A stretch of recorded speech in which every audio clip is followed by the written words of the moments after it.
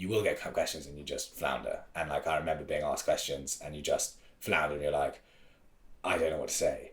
And there's two things I've learned going through this. One is it is 100% okay to say, I don't know the answer to that question, but I can go and find out. Or one of my team members is running something on that and I will get a full report and come back to you. Or I don't know something about that, but I think what you're talking about relates to this and I can talk quite confidently about this and we can come back to that later.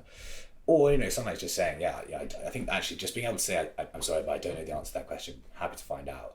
But linking about something, as long as it's something completely fundamental, like how much money do you need to run your company for a year? Of course. But I think what I learned is that, okay, one, it's okay to say that.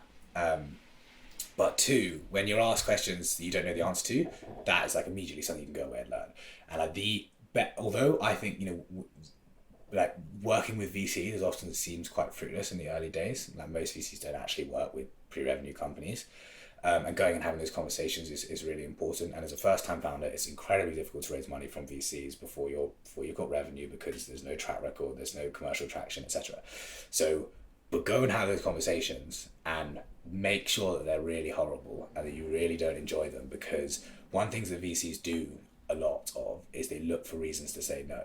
And whereas private investors tend to have a slightly more an attitude of slightly more, I want to be behind something interesting, I want to be part of this, I'm looking at the team and how you're moving. VCs have a much like stricter approach, saying we have a due diligence process to find reasons to say no, risk mitigation.